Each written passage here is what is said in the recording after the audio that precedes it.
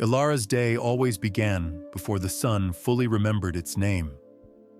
By the time the sky shifted from deep blue to pale gold, she had already fetched water, lit the fire, and swept the compound until the red dust settled again, stubborn as memory. Hunger sat quietly in her stomach, no longer sharp enough to scream, only heavy enough to slow her steps. Her father, Robert Cole, had not always been this man.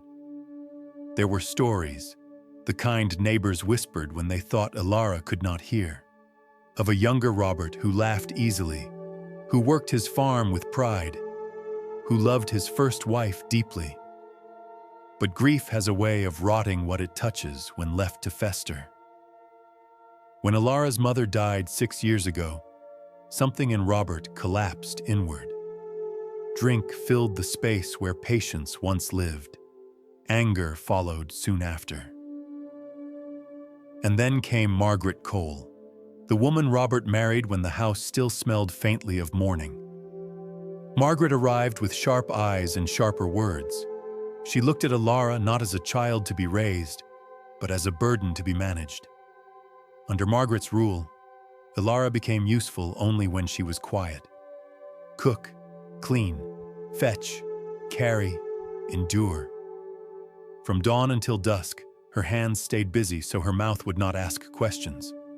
Only one person ever cried for her. Her little half-brother, Evan, often stood behind the house, peeking from corners, watching as Elara worked with a seriousness far beyond his years. He never spoke against their parents. He was too young, too afraid. But sometimes, when no one was looking, he would slip her a piece of roasted corn or squeeze her hand in silent apology. It was the closest thing to comfort she had left. That afternoon, the air in Redvale hung thick and unmoving. The sun pressed down hard, as if even the sky was tired of holding itself up. At the edge of the farm stood a young man named Julian Hale. For 11 weeks, Julian had worked on Robert Cole's land.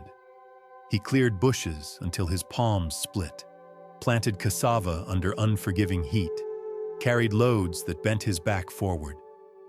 His clothes were worn thin, his shoes cracked open at the soles, but his eyes remained sharp, observant, quiet, measuring. Julian had come from the city, or so people said. Why he had chosen to work here, no one knew. In Redvale, questions rarely traveled far. All Julian knew was that he had earned his pay.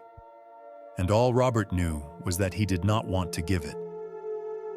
Julian stood in the compound that afternoon, dust clinging to his trousers, sweat drying on his neck. He had waited long enough. "Sir," Julian said, keeping his voice respectful, steady, "I need my money today." Robert scratched his head lazily, eyes already unfocused from palm wine. He looked around the compound, as though the payment might be hiding behind a tree. "Tomorrow," Robert muttered, "or next week, when I sell something." "You've said that before," Julian replied, "for 11 weeks. Something flickered in Robert's gaze. Irritation, perhaps, or the faint sting of being reminded he owed someone. His eyes drifted across the yard and landed on Elara. She was sweeping. Bent slightly forward, hair pulled back loosely, face tired but composed. She moved as though trying to take up as little space as possible. Robert smiled. It was not a kind smile. "You want payment?" Robert said slowly. "Yes, sir," Julian answered. "I worked for it." Robert lifted his hand and pointed. "Take that girl instead." The broom slipped from Elara's fingers and hit the ground with a dull sound. For a moment, the world did not move. Julian frowned. "Sir?" "My daughter," Robert said, chuckling as if he had told a clever joke. "She's good for nothing here. Let her follow you to the city. That's your payment." Elara's breath caught somewhere between her chest and her throat. She looked at her father, waiting, foolishly, for him to laugh and say it was a joke. But his eyes held no humor, only relief, as though he had found an easy way out of a problem. "Daddy?" she whispered. "Please." "Shut up," Robert snapped. "You should be grateful someone wants you." Margaret, who had been watching from the doorway, folded her arms and smiled thinly. One less mouth to feed. Elara fell to her knees without realizing it. The ground was hot beneath her palms.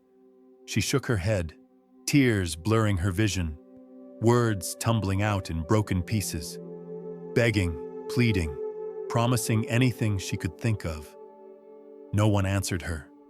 Not her father, not her stepmother, not the watching neighbors who suddenly found great interest in their own doorways. Julian stood still.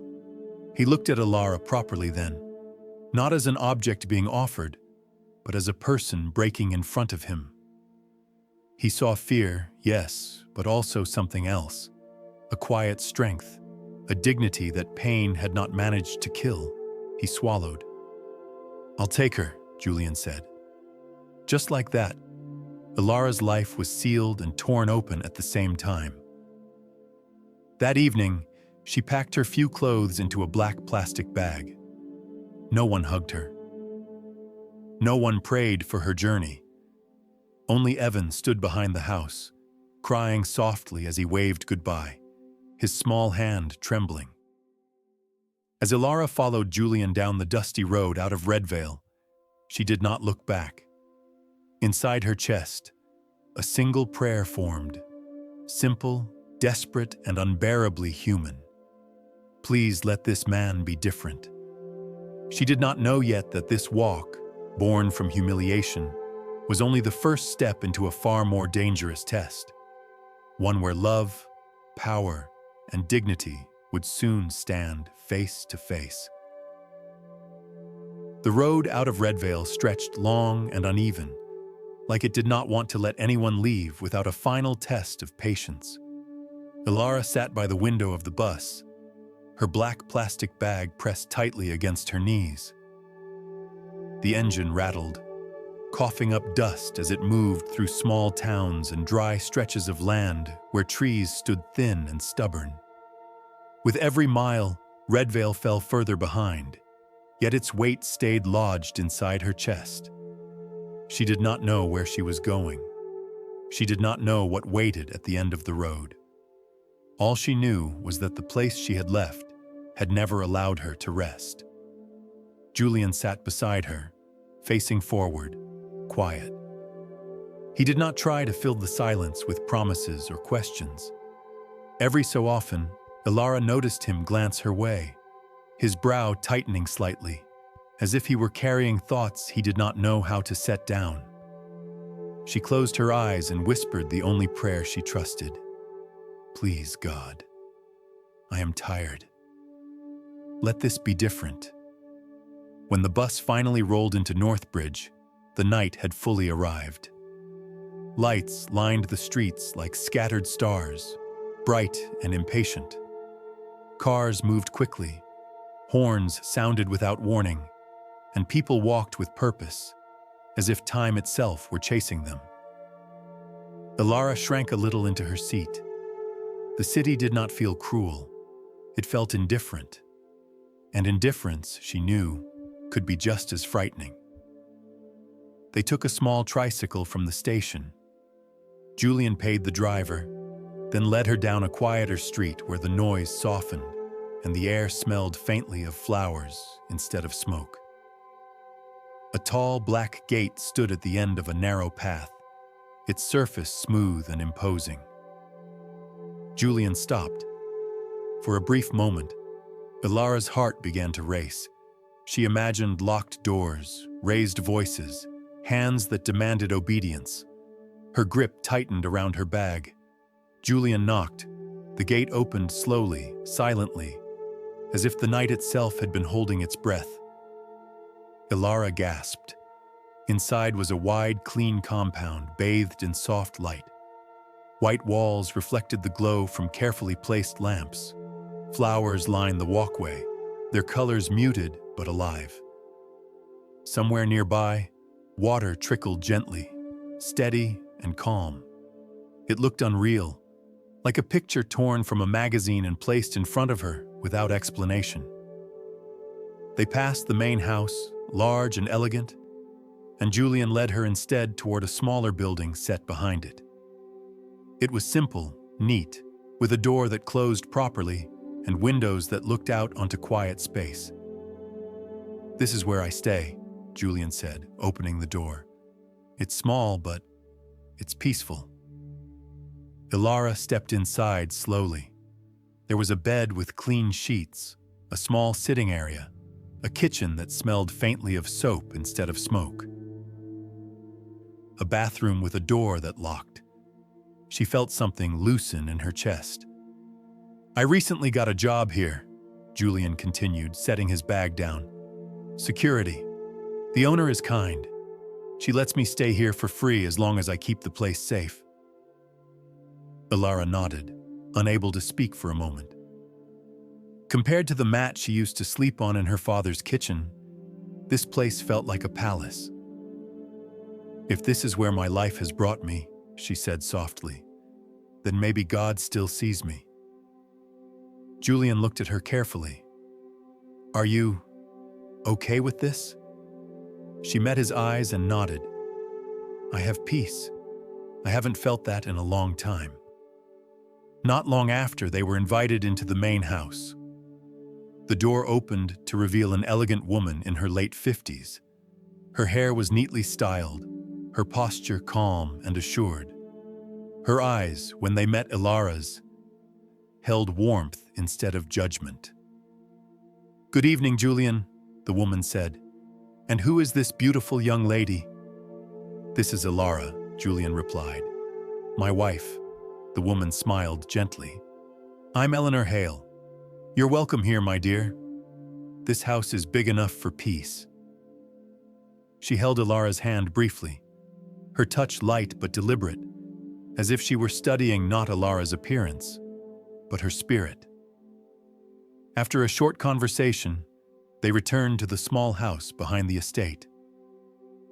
That night, after unpacking her few belongings, Elara sat on the edge of the bed, while Julian fixed a loose handle on a wardrobe. The silence between them felt different now. Not heavy, not threatening.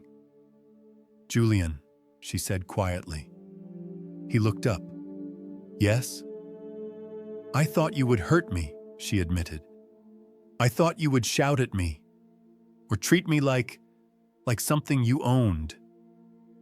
Julian straightened slowly, his expression serious. "I would never do that." She swallowed. "You gave me space. You cooked for me. You didn't demand anything. I wanted to say thank you. I don't regret coming here anymore." Julian sat beside her, leaving enough room between them for her to breathe. "I noticed you on the farm," he said after a moment. "From the first day. I wanted to speak to your father properly, but I was afraid. I thought he would chase me away because I had nothing." She looked down at her hands. "I don't love you yet." "I know," he said quickly, "and I'm not asking you to." She hesitated, then smiled faintly. "But I like how you treat me, like I matter." "That's because you do," Julian said. "You've just been hidden in the wrong place." For the first time in years, Elara slept without fear. No shouting, no footsteps filled with anger, no sudden commands in the dark, only quiet. Morning arrived gently, sunlight slipping through the window as if it had learned how to be careful. Elara woke to the smell of food. She stepped into the kitchen to find Julian cooking, humming softly to himself. He turned and smiled. "Good morning?" She laughed lightly, surprised by the sound of her own voice. "Good morning." They ate together, unhurried. Later that day, Julian asked her to dress neatly. I want you to meet someone properly." They walked to the main house again, where Eleanor greeted them warmly. She spoke with Elara, asked about her interests, observed how she moved, and listened. "You have a good heart," Eleanor said eventually, "and strong hands." Elara thanked her, not realizing that this kindness, too, would one day ask for something in return. As evening settled, Elara returned to the small house behind the estate, unaware that comfort, once noticed, rarely remains unnoticed for long. Somewhere in that large, quiet house, another pair of eyes would soon begin to watch her. Morning in the gatehouse arrived quietly, as if the sun itself had learned to knock before entering. Elara woke to light resting softly on the wall, not the harsh glare she was used to back in Redvale. For a moment, she lay still, listening. No shouting, no footsteps pacing outside the door, no sharp voice demanding she hurry, only birds, distant and calm. She sat up slowly, half expecting the peace to break if she moved too quickly. When it didn't, she let out a breath she hadn't realized she was holding. In the small kitchen, Julian was already awake. He stood at the counter, sleeves rolled up, carefully stirring a pot. The scent of warm porridge drifted through the room, gentle and familiar. "You didn't have to wake up so early," Elara said, her voice still soft with sleep. Julian smiled. "I wanted to." They ate together at the small table, the sunlight growing stronger with every passing minute. It felt strange to sit and eat without being rushed, without someone counting her bites or reminding her she was lucky to have food at all. After breakfast, Eleanor sent for Elara. The main house felt different in daylight. Its size was undeniable now, but it no longer felt intimidating. Eleanor met her in the sitting room, offering tea and a seat near the window. "I've been watching you," Eleanor said gently. "Not in a way meant to make you uncomfortable. In a way meant to understand." Elara nodded, unsure what to say. "You work with care," Eleanor continued, "and you listen. Those are rare qualities." She paused. "Our cook left recently. If you wish, you may take the position. The pay is fair, and the hours are reasonable." Elara's heart skipped. Paid work. Real work. Eleanor named the amount slowly, clearly, in simple words that sounded almost unreal to her. $1,200 per month. The number settled into Elara's mind, like a promise she was afraid to believe. "I would like that very much," she said, keeping her voice steady. "Thank you." Eleanor smiled, satisfied. "Then it is settled." As Elara left the room, a thought followed her down the hallway, quiet but persistent. Kindness could open doors, but doors, once open, could also lead somewhere dangerous. That afternoon, Elara returned to the gatehouse with a small envelope in her hand, her first advance payment. She placed it carefully on the table, as though it might disappear if she moved too fast. Julian noticed it immediately. "You got the job," she nodded, smiling. "I start tomorrow." "I'm happy for you," he said, and she believed him. Later, as evening crept in, Elara found herself standing at the doorway to the bedroom, uncertain. Her fingers twisted together as she searched for the right words. "Julian," she began. He looked up from where he sat reading. "Yes?" She hesitated, then spoke. "Back in Redvale, when a man took a woman as payment, it meant he owned her. Her body, her time, her silence." Julian closed the book slowly, giving her his full attention. "You haven't touched me," she continued. "Not once. You sleep on the other side of the room. I don't understand." Julian stood, but he did not move closer. Because I don't want you to feel like you owe me anything. She swallowed. But we are married. Yes, he said gently. And marriage should never begin with fear. Elara's chest tightened. No one had ever spoken to her like this. Not her father, not any man she had known. I want you to choose me, Julian went on. Not because your father pointed at you, not because you had nowhere else to go, but because you want to.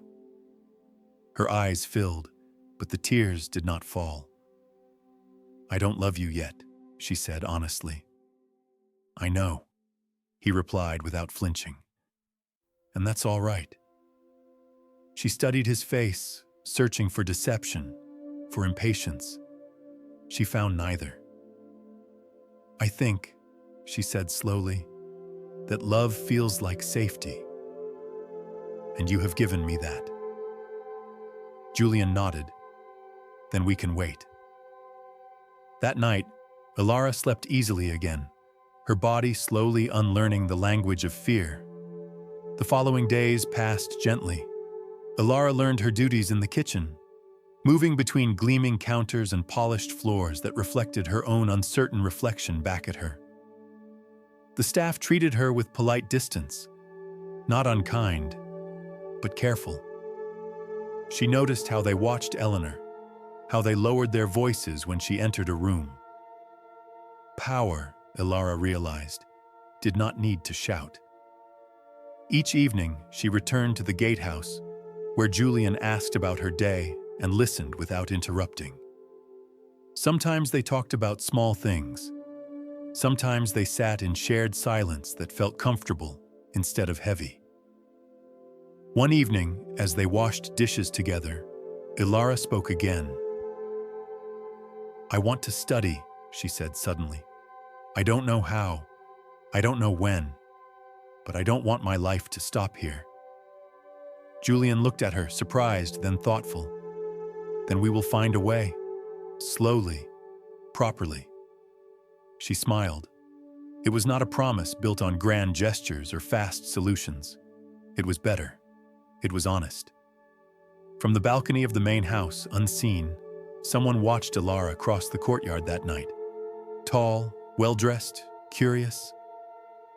The man's name was Victor Hale, and he did not look at Elara the way Julian did. He looked at her as though she were an opportunity. The change began quietly, almost politely.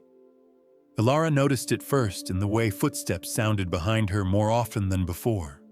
Not hurried, not careless, measured, observing. She was carrying a tray of clean cups through the corridor when a voice spoke behind her, smooth and confident, as if it already knew it would be heard. You move like someone who has learned not to disturb the air. Elara stopped and turned.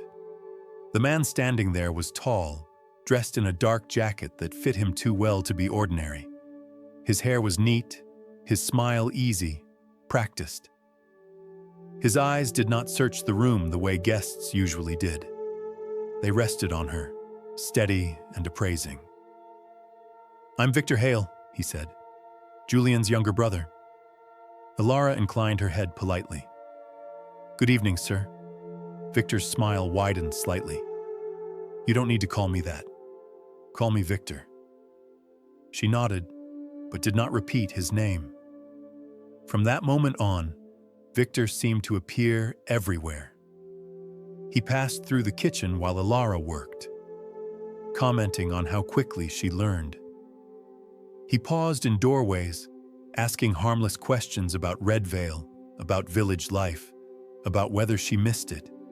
His tone was always light, always friendly, too friendly.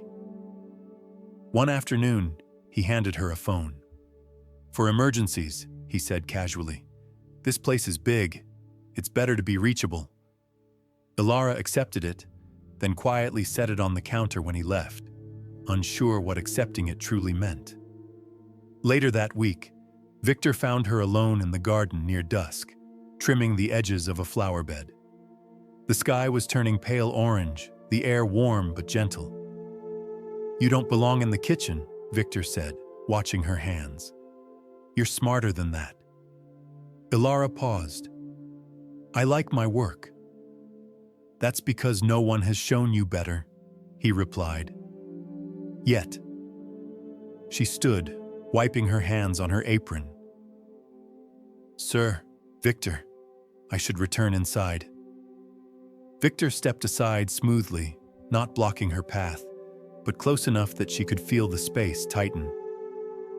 "I know about your dreams," he said softly. "Education, university, a future beyond service." Elara's heart thudded. "How did you—" "My mother talks," Victor said, "and I listen." She straightened. "Those are my thoughts, not plans." "They could be plans," Victor said, lowering his voice. "I could arrange it. Tuition, housing, a clean start somewhere far from here. London, perhaps, or Canada. Places where no one knows your past." He spoke the words as if they were gifts already wrapped and waiting. "And Julian?" Elara asked carefully. Victor smiled. It was the first time his smile did not reach his eyes. "Julian is sentimental. He believes love should be simple, but life isn't simple. Men like him need protection from their own illusions." The air shifted. Elara felt it then. Not fear exactly, but something colder. A realization. "This isn't help," she said quietly. "This is pressure." Victor laughed softly. "Pressure is unavoidable.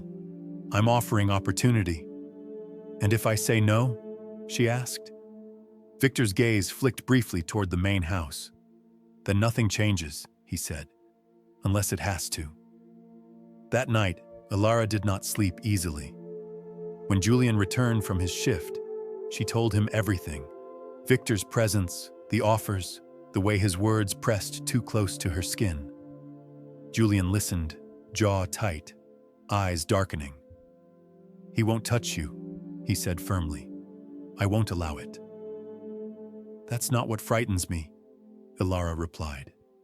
"He doesn't need to touch me to hurt us." The next day, the pressure grew bolder. Victor invited Elara to sit in the sitting room under the pretense of conversation. Eleanor was absent. The room felt larger without her. Victor poured tea himself, setting the cup before Elara with deliberate care. "I spoke with the board," he said lightly, "and with a few contacts abroad. Everything could be arranged within weeks." Elara did not lift the cup. "I didn't ask you to." Victor leaned back. "You don't need to. I understand people like you." Her eyes rose sharply. "People like me? Talented, wasted, loyal to the wrong things," he said. "You married Julian because he treated you kindly. That's admirable, but kindness doesn't build futures." "And money does?" she asked. "Money removes obstacles," Victor replied, "including people who stand in the way." Her breath caught. "You mean Julian?" Victor did not deny it. "He works here because I allow it," Victor said calmly. "I could end that tomorrow, or I could pay him enough to walk away smiling. 80,000, 100,000, more if needed." The numbers floated between them, heavy and unreal. Elara stood. "You speak of my husband as if he were furniture," she said, her voice steady despite the storm inside her. "Something to move aside." Victor's expression hardened. "I speak of him as he is, a man pretending his pride is enough." She met his gaze without lowering hers. "He gave me dignity when I had none. That is worth more than anything you are offering." Victor rose slowly. "You are making a mistake." "No," Elara said. "I am making a choice." She left the room without waiting for permission. That evening, Elara sought out Eleanor. They sat together near the window, the fading light softening the edges of the room. Elara spoke carefully, respectfully, explaining Victor's words, his offers, the quiet threats hidden beneath them. Eleanor listened without interrupting, her face calm, unreadable. When Elara finished, Eleanor folded her hands in her lap. "My son can be enthusiastic," Eleanor said, "but he means well." Elara's chest tightened. "He spoke of removing my husband." Eleanor sighed softly. "Julian is attached to simplicity. Victor believes he is protecting you both." "Protecting us from what?" Elara asked. "From poverty," Eleanor replied. "From wasted potential." Elara rose slowly to her feet. "With respect," she said, her voice trembling just slightly. "I was poor long before I came here, and I survived without being owned." Eleanor studied her, something flickering behind her eyes, not anger, but calculation. "We will discuss this again," Eleanor said gently. "There are many ways to solve such misunderstandings." Elara bowed her head politely and left. Back in the gatehouse, she found Julian sitting at the table, a stack of papers beside him. He looked up, surprised. "What's wrong?" he asked. She told him about Eleanor's response. Julian closed his eyes briefly. When he opened them, there was resolve there, sharp and unmistakable. "I won't let them turn you into something to be negotiated," he said, "no matter what it costs." Elara reached for his hand. For the first time since leaving Redvale, she felt the weight of power pressing against her from all sides, and she understood something deeply unsettling. Kindness, when backed by wealth, could become another form of control. The morning arrived with a softness that felt undeserved. Sunlight slid across the courtyard stones, warming them as if nothing in the world had shifted overnight. Elara moved through the kitchen with careful hands, completing her tasks with the same quiet precision as always. Yet inside her chest, something remained unsettled, like a cup filled too close to the edge. She felt Eleanor before she saw her. The presence announced itself in the way the room seemed to steady, the way conversation lowered around her. Eleanor Hale entered the kitchen without ceremony, her steps measured, her expression gentle. "Elara," she said, "may we talk?" Elara wiped her hands and followed Eleanor to the sitting room. The windows were open, letting in air scented with jasmine. It was a beautiful space, designed to put people at ease. Eleanor gestured for her to sit. "I've been thinking about what you said last night." Elara nodded. "So have I." Eleanor folded her hands. "Victor can be intense. He believes strongly in fixing problems quickly." "Some things are not problems," Elara replied carefully. "They are people." A pause followed. Eleanor studied her, as though measuring a distance only she could see. "You are loyal," Eleanor said. "That is rare and admirable." Elara waited. "But loyalty should not trap you," Eleanor continued. "I want you to have choices." "I do have choices," Elara said. "I am using them." Eleanor smiled faintly. "You came here with nothing. You now have work, comfort, opportunity. These things matter." "They matter," Elara agreed, "but not more than dignity." Eleanor rose and walked to a side table, lifting a thin folder. She placed it between them.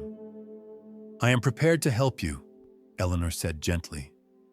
"A proper education, travel, a future that does not depend on service." Elara did not touch the folder. "And Julian?" Elara asked. Eleanor's voice remained calm. "Julian would be compensated, enough to start over somewhere else. He is young. He would recover." The words fell softly, but they landed with weight. Elara stood. "Where I come from," she said, her voice steady despite the heat rising in her chest. People decide what women are worth and pay accordingly. I thought I had left that behind. This is different, Eleanor said. This is care. Elara shook her head slowly. Care does not require removing someone I love.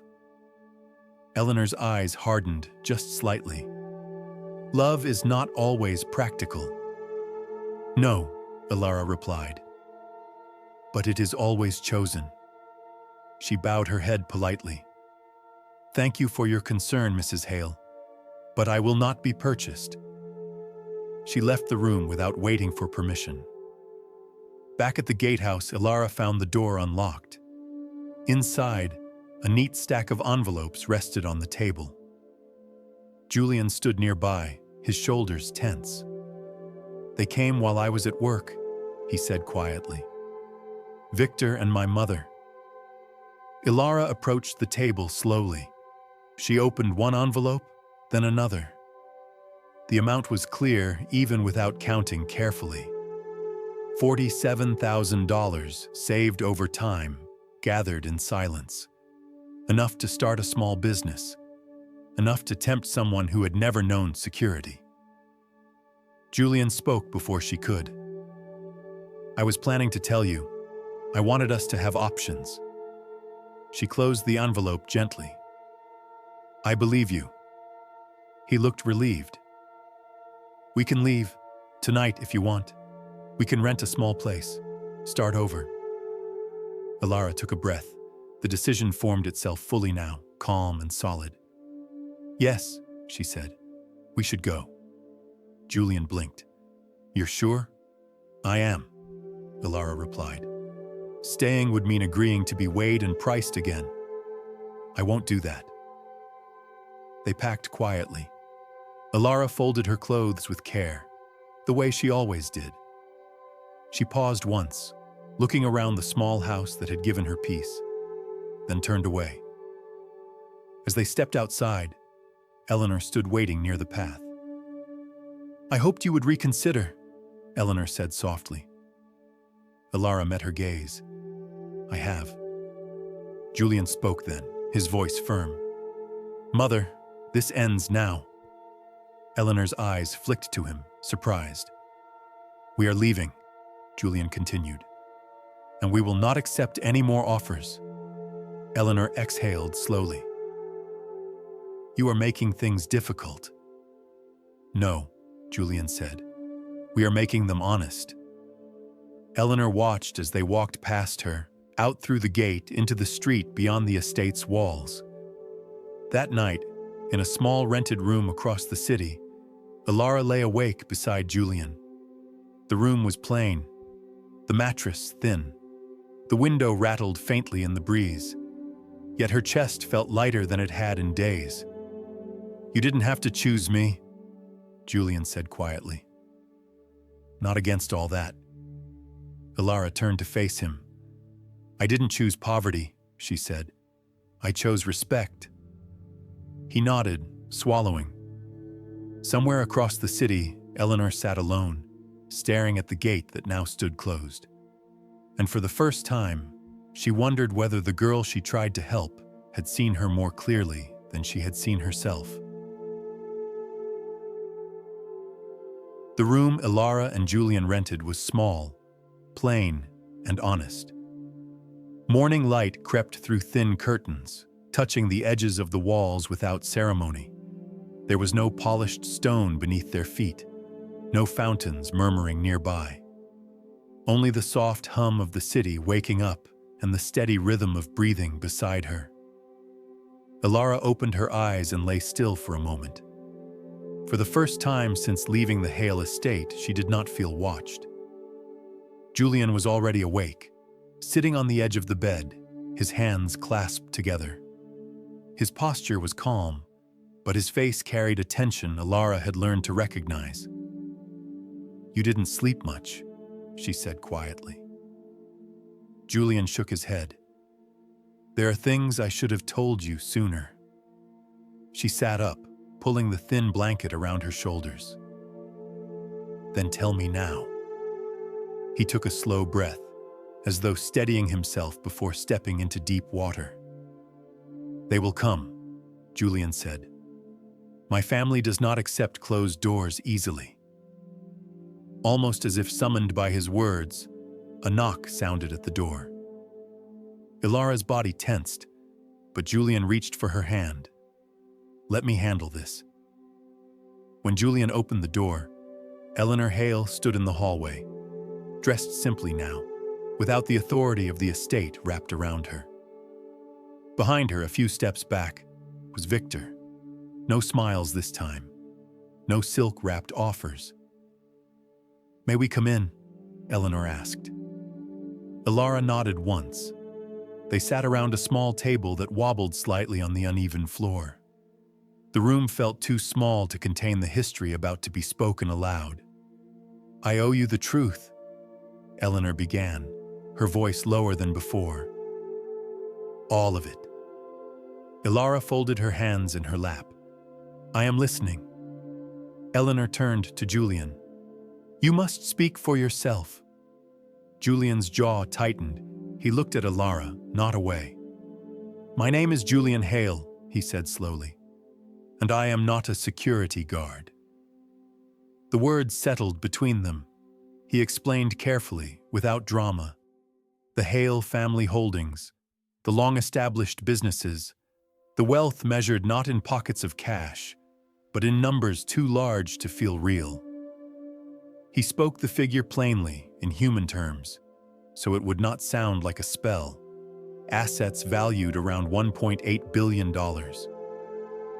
Elara listened without interrupting. "I chose to live simply," Julian continued. "I hid my identity because I wanted to know who saw me, not what followed my name. I wanted to know if love could exist without money standing in front of it." Elara closed her eyes briefly. "And me?" she asked. "What was I?" Julian swallowed. "At first, you were someone I noticed from afar. Someone strong in a place that tried to break you. When your father offered you like payment, I couldn't walk away. But I also didn't tell you the truth." The silence stretched. Victor shifted uncomfortably. "You should be grateful," he muttered. "This test proved..." Elara lifted her hand, stopping him without raising her voice. "No," she said. "It proved something else." She turned back to Julian. "You let me walk into danger without knowing the ground beneath my feet. You let your family pressure me while I believed we were equal." Julian nodded. "I was wrong." Eleanor spoke then, carefully. "We thought we were protecting him. And you." Elara looked at her. "By deciding what my life was worth?" Eleanor's composure finally cracked.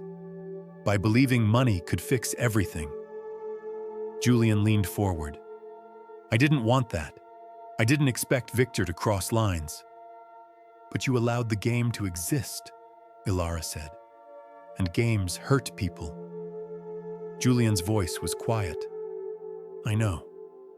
Elara stood and moved to the window, looking out at the street below. People passed by carrying groceries, arguing softly, living lives untouched by hidden tests.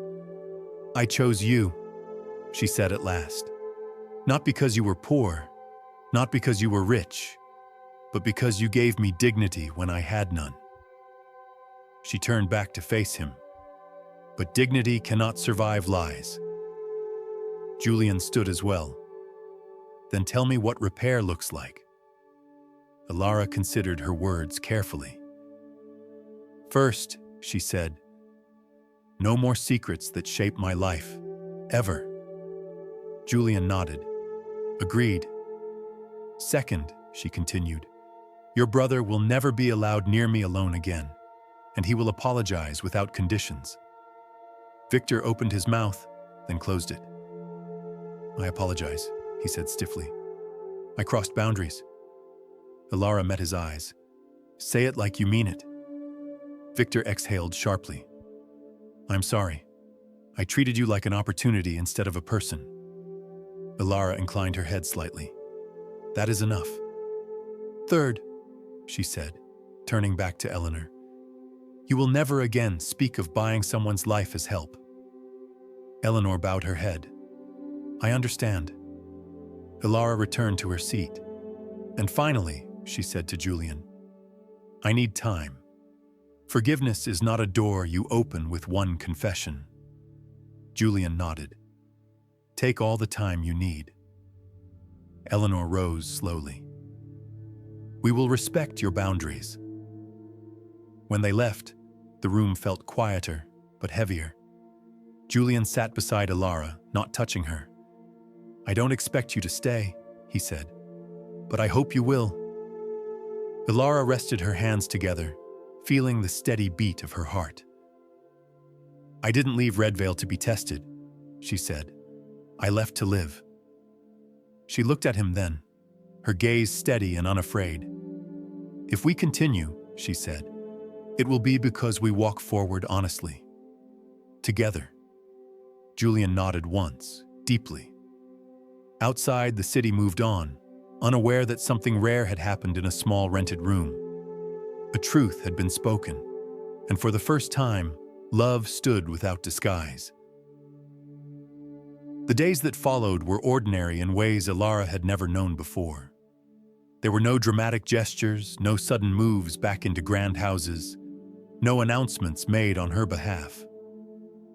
Julian went to work quietly, this time without disguises, but also without banners.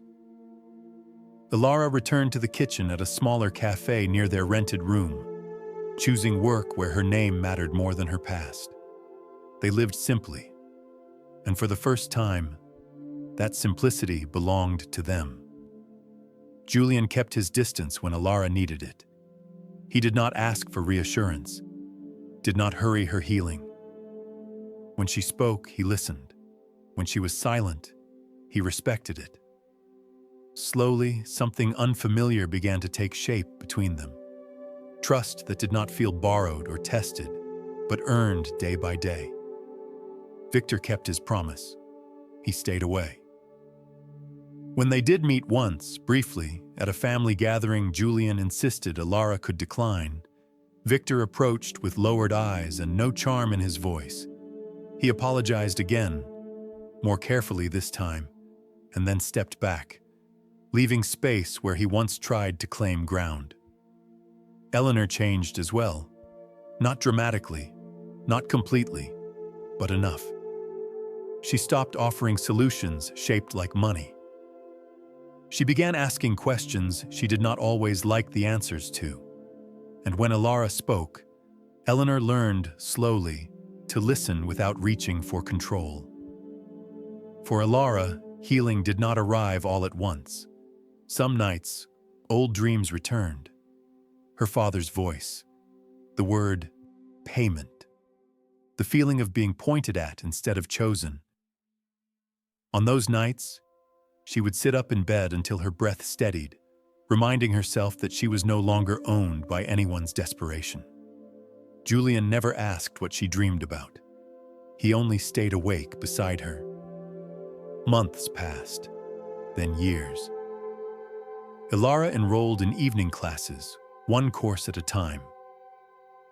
Julian supported her openly, transparently, never hiding what help he offered, never deciding on her behalf.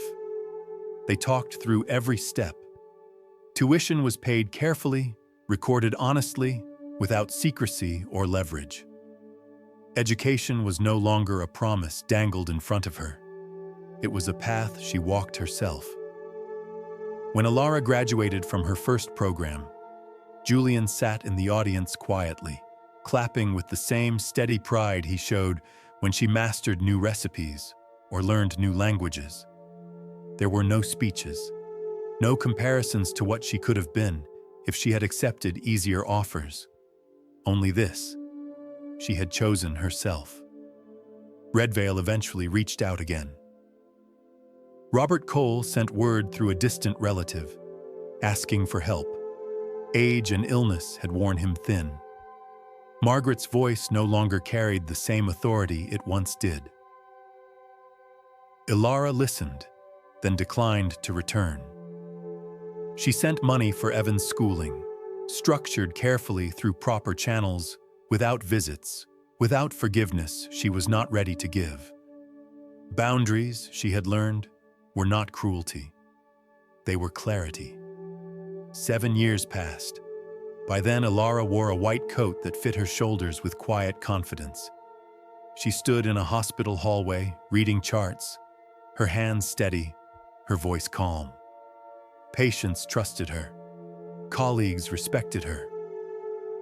She had become Dr. Elara Hale, not because wealth had carried her there, but because persistence had.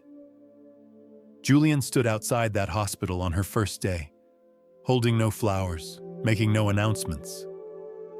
When she stepped out to meet him, he smiled the same way he always had, not as a man who had won something, but as someone grateful to witness another person's becoming.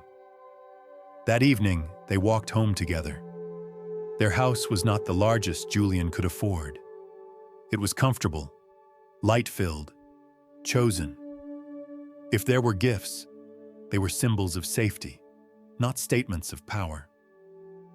As they ate dinner, Elara paused, studying Julian's face. "You know," she said softly, "if you had told me the truth from the beginning, I might never have trusted you." Julian nodded. "I know." "And if you had never changed," she continued, "I would have left." "I know that too." She reached across the table and took his hand, this time freely, without fear, without pressure. "What saved us," Elara said, "was not love tested by poverty or wealth. It was love repaired by honesty." Julian squeezed her hand gently. Outside, the city hummed on, indifferent as ever. But inside that quiet home, something rare rested easily. A woman who had once been traded like property now owned her choices. A man who had once hidden behind wealth now stood without it. And together, they had learned the most difficult lesson of all. That dignity, once claimed, does not need to be proven.